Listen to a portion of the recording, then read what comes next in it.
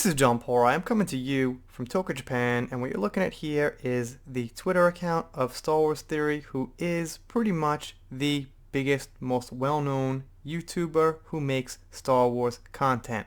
And now what happened was somebody named Pablo Hidalgo got in on a thread that was making fun of him for shedding some tears after seeing the new Luke Skywalker scene in Mandalorian Season 2, Episode 8.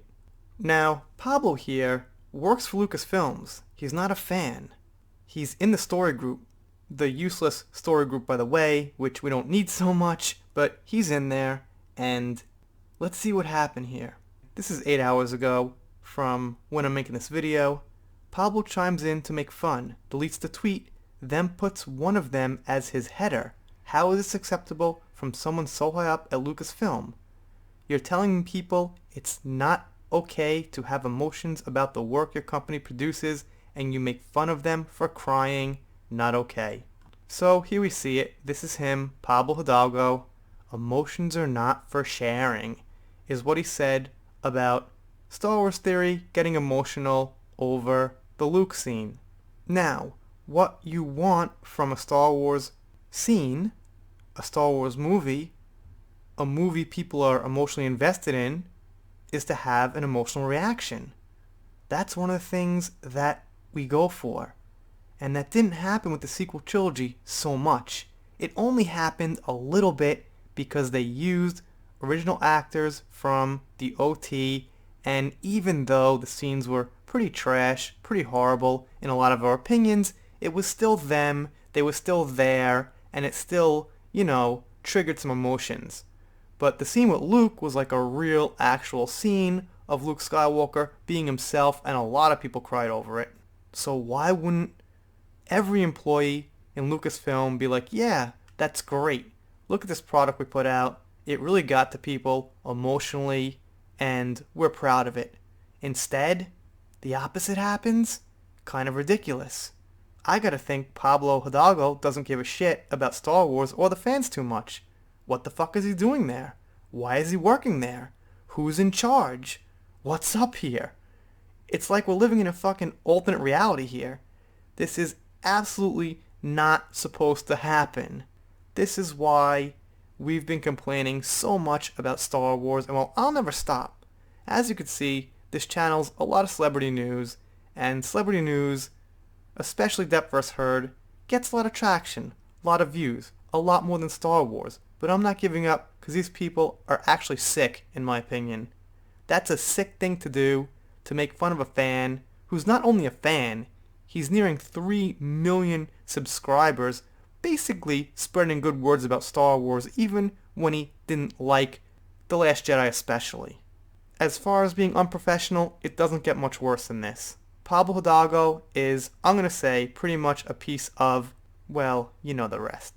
Well, here it is. Basically, Pablo validating that post and undermining my emotions. Expected more from someone so high up at Lucasfilm. That's really shitty to see. And not only is it shitty to see, he is, meaning Pablo is actually shitty. It's shitty to see, and he is shitty. And what's also shitty is the people who just pay him and let him write Star Wars. Why? Well, I guess money. That's what I'm saying about canon. Whoever owns the rights makes the canon. And if people who don't give a shit about the fans owns the right, why would you have to consider that canon? You don't. Because I could buy it tomorrow if I had the money. You could. Brie Larson could buy it if she had the money. Amber Heard could buy it. Anybody could change the canon if they have the money. That's why the true canon is something that fits with the original story. Something that doesn't feel right doesn't have to be canon. Something written by hacks like Pablo Hidalgo doesn't have to be canon. Hopefully that's understood by most people. There are stubborn people who say, canon's canon. Well, they own it. They choose what's happening. Not quite. So Just Richard here says, this isn't new behavior from the man. He's always treated fans this poorly. Not a coincidence that he needed to purge most followers and lock his account. True mark of a sociopath. And I agree, Richard. So of course, his followers had his back, and it's hard to see anybody defending Pablo and saying, yeah, okay, That's cool. Make fun of a fan getting emotional over our product. It just doesn't make sense. I guess some people are always going to defend the establishment and play devil's advocate and make up some stupid argument, but it's really hard to justify in this case from a business standpoint. Basically, biting the hand that feeds you. It can't be right. Anyway, you guys let me know what you think down below. Doing pop culture, some Star Wars lately because The Mandalorian kind of stimulated the community a little bit. And I got a chance to see it, and I'm enjoying it, so it puts us in a weird spot 'cause it's the first time I'm actually enjoying some new Star Wars that's owned by Disney. I don't like Disney Star Wars in a whole, because just because I like a few songs from a band doesn't mean that I like the band in a whole. I like a few Def Leppard songs, but I don't like the band at all. Just a random example. You know, or some of those like 80s rock bands, like the hair bands, I don't like them, but here and there I like a song or two they have.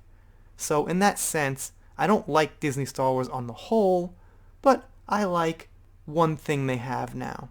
Same thing with food. You know, maybe you love egg rolls and spare ribs, but you don't like Chinese food on the whole. So if someone says, do you like Chinese food? You say, no, but I like, egg rolls and spare ribs.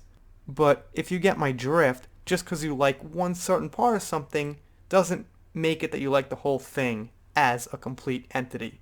Okay, little rant at the end. Consider subscribing. If you don't subscribe, I'll be pretty sad, because people make videos for subscribers and things like that. But I'll get over it. See you next time.